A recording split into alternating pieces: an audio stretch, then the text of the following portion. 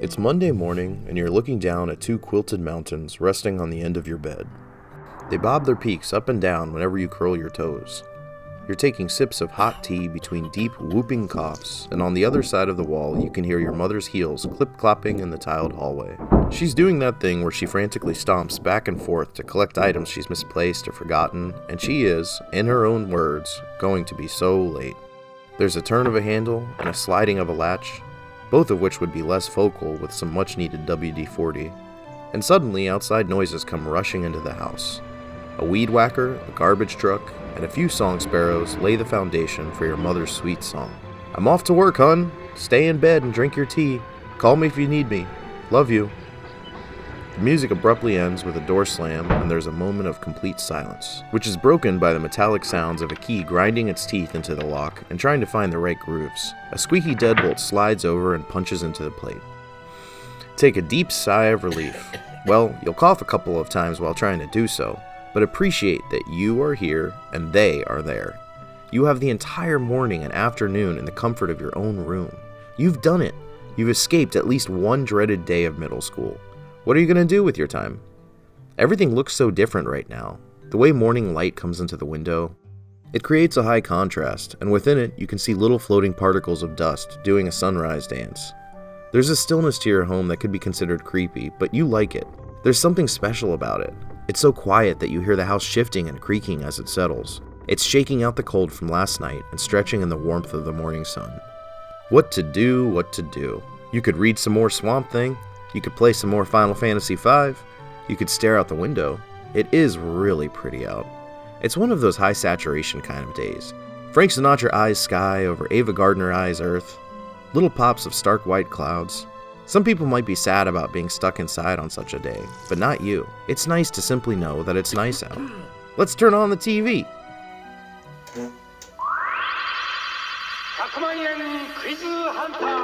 Well, what is this? Japanese game shows usually have this reputation of being way over the top and outrageous, but this is calming.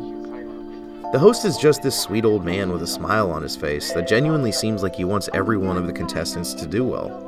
The show has these little animated puppies for mascots, and so the host hands out stuffed toy versions of them as consolation prizes, and the losing contestants seem genuinely happy to receive them. And the shots of the audience. Oh, the shots of the audience. There is some real gold here. Oh my god. Vic Berger, eat your heart out, my friend. If you are having trouble finding good audience cutaways, look no further than 1 Million Yen Quiz Hunter.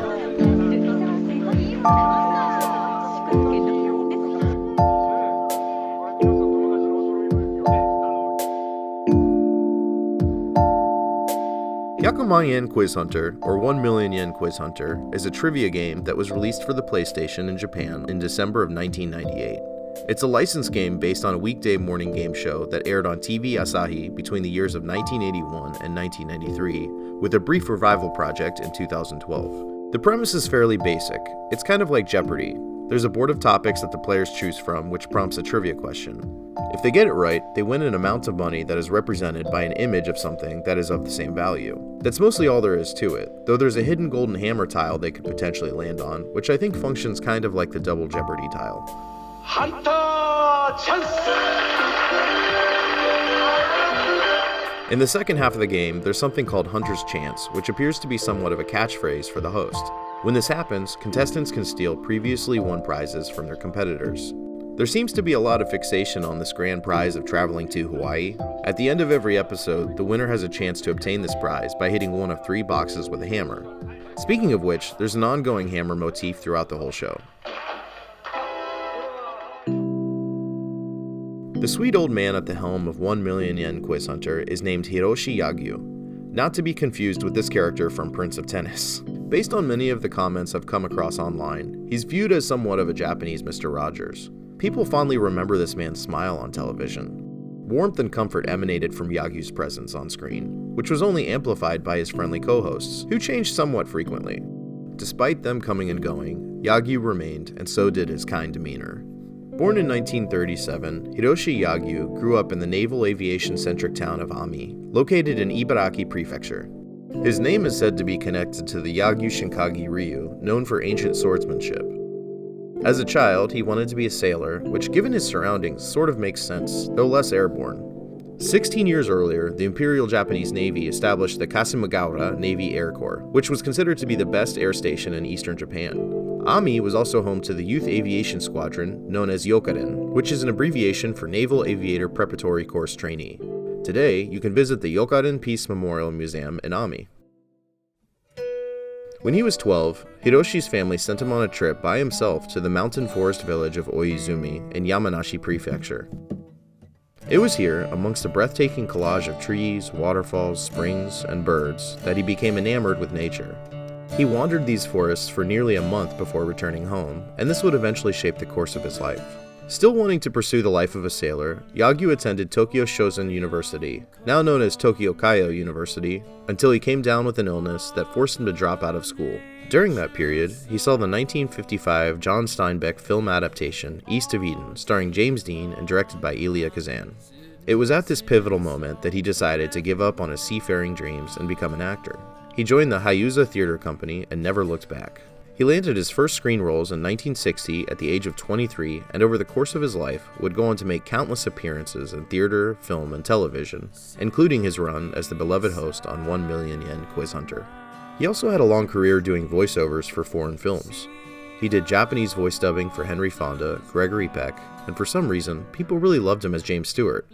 He did Jimmy's voice on 8 separate films. In 1966, he married Yukiko Nakaido, who did the voice for Fujiko Mine in the original 1971 airing of Lupin III. Together they had 2 sons, and in 1989, the family of 4 opened and ran the Yatsugarake Club in Oizumi Village, the very place where Hiroshi fell in love with nature as a child. This club is a mixed experience restaurant, tea house, garden, theater, and art gallery, all with a heavy focus on the beautiful forest countryside. Apparently, Yukiko invented some type of famous fruit tea here, which you can order online. The club is still there today with the younger son Sosuke as president, and I'll link the website in the description. In 2004, Hiroshi Yagyu became the chairman of the Wild Bird Society of Japan, as well as the Stork Fan Club, and has written several books on these things.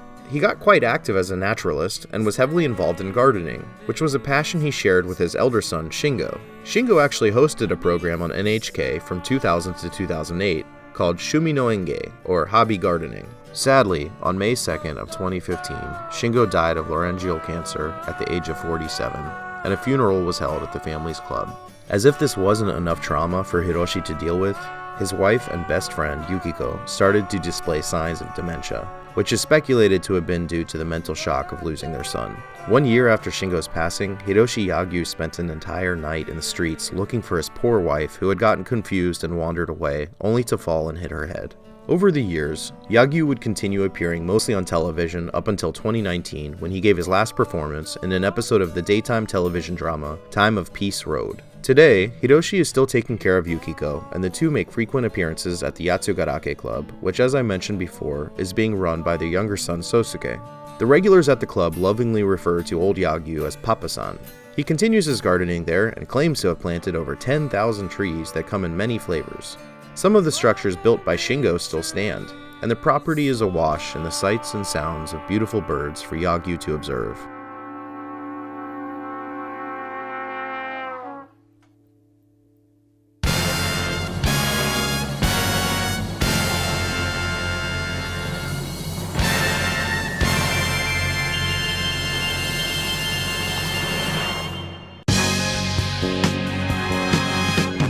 Fujitsu Limited is a well-known electronics manufacturer and IT vendor in Japan. They maintain the #1 spot in Japanese infotech sales and #4 worldwide.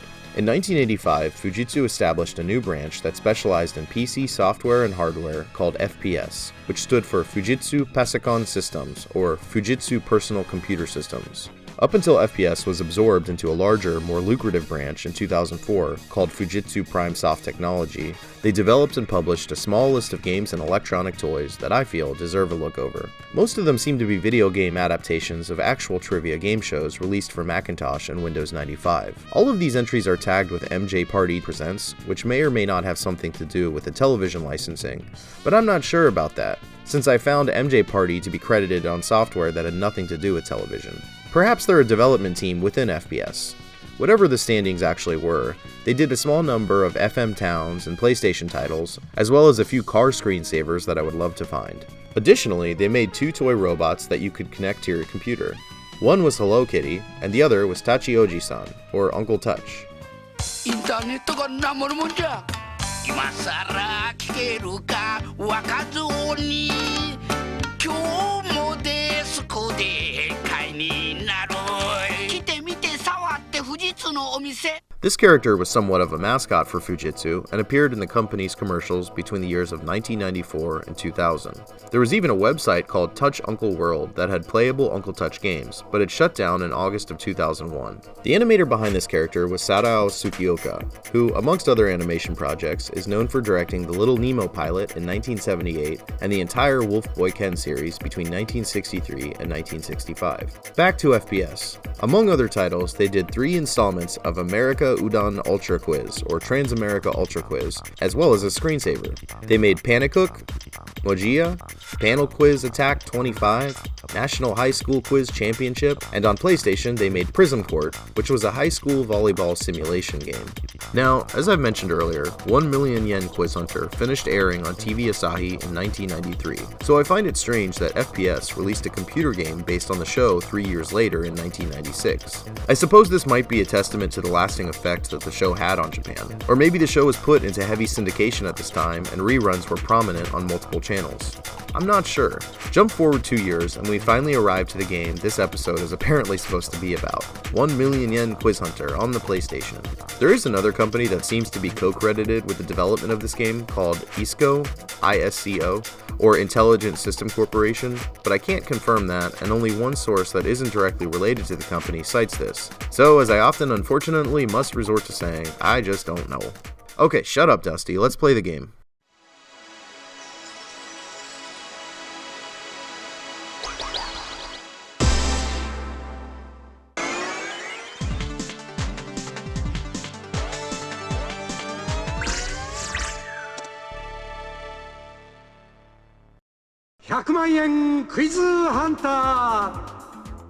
Well, I sure do love this menu screen. We got Yagyu's big, beautiful face popping into view and all these excellent text animations and the little puppy dog mascots doing cool things and such. This one's ready for Hawaii. I also love how this text comes flying out of Yagyu's mouth. So you all know the deal here. I'm limited with what I can read and understand, blah blah blah, but we tried our best. I used Google Lens on my phone again, but more importantly, I streamed this in the Blue Bidget Game Discord while recording it. I would not have been able to do this without the help of my friends, so thank you guys. As you would assume, there are different modes to play. We jumped into a casual game and were prompted with this screen, which indicates to me that you can do multiplayer even if you only have one controller.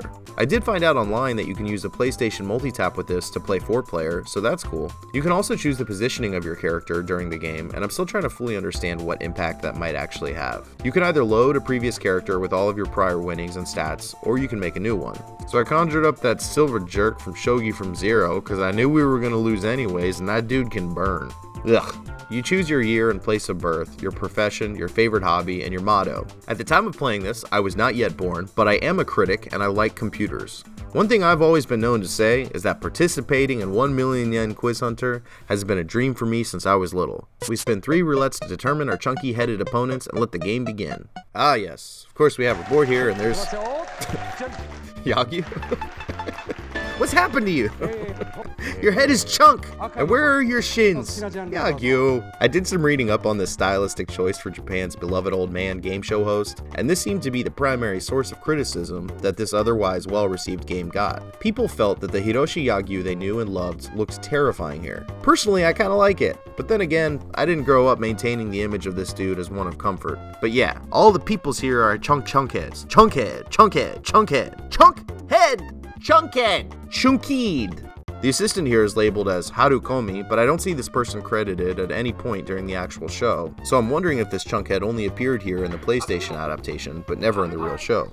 The game works exactly like you would expect it to. It's an interactive version of the trivia game on TV. First, we have a board full of topics like geography, food, nature, etc. Despite not being able to immediately read what is written, I do like that you can see that the writing for each topic is often stylized to reflect said topic. The very first one in the game is chosen by Yagyu, and for all other rounds, it's chosen by the player who answered the last question correctly. For the majority of the actual show, the questions were read off by Mako Nakamura, but in this PlayStation game, the questions are read by Tamayo Madogawa, who was a popular television announcer for TV Asahi at the time, and would later go on to become a politician serving as a member in the House of Councilors of the National Diet, or Parliament of Japan.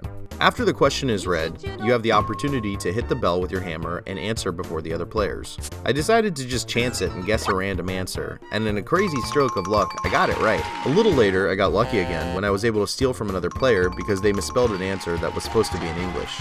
Other than that, I got every single thing wrong, and we of course lost. The questions are answered in seemingly randomized formats. Sometimes you have to spell it out, other times it's multiple choice, there are image-based answers, and once in a while you get this weird diminishing availability format where you can't scroll back if you want to see more possible answers. I love Yagyu's little animations between questions. Just like in the real thing, he never comes off as arrogant. Like he just wants everyone to win. Every time I chose incorrectly, it's like the producers behind the set were sending painful waves of electricity to Yagyu via shock collar. And I love the way both Hiroshi and Haru give sympathetic head tilts in perfect unison.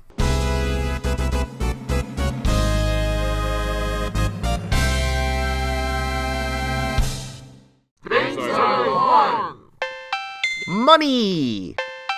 Pink scuba gear! Things I didn't win. Toilet paper! Treadmill! Diamond ring! Pizza! Table! Dresser! Hamster! Champagne! More jewelry! Watches! Flute! Chair! Robe! Bananas, golf, first-person shooting games, keyboard Kathy, China, meat flour, pickled plums.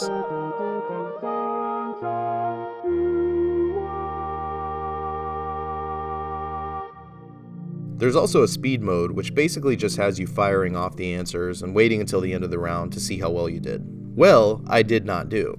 Also, there's this handy thing called the MQR viewer, which basically just lets you see all of your stats and winnings from each game. I assume it would allow you to carry over a character to a friend's save or something. I'm not 100% on the actual application of this tool, as the company goes out of their way to mention it on everything, and I feel like there's something cooler you can do with it that I'm failing to see. Apparently this was also used for FPS's other PlayStation game based on an actual trivia game show, Panel Quiz Attack 25.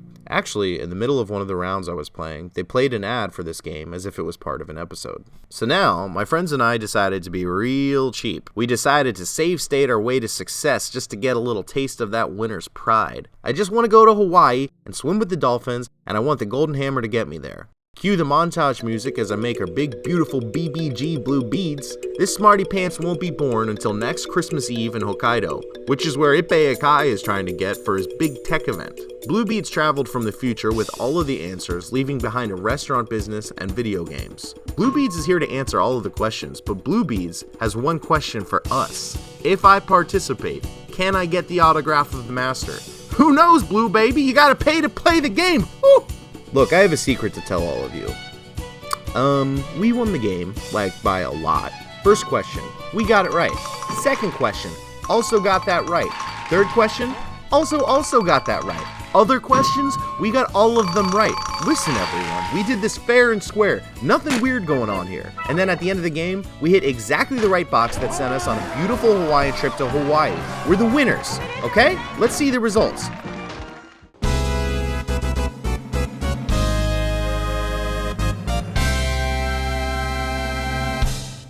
Winners that won. Me. Chunkhead.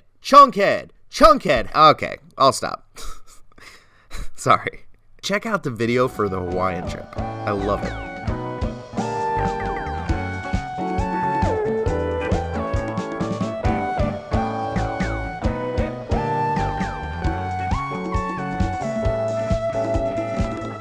Once again, I love all the character animations. Both of the hosts are pretty funny with all of the reactions to right and wrong answers. I love that we get the little mid-game segment where information is given on each contestant. I love the chimes and sound effects heard throughout the game. I adore the Star Trek song that plays at the end of the game.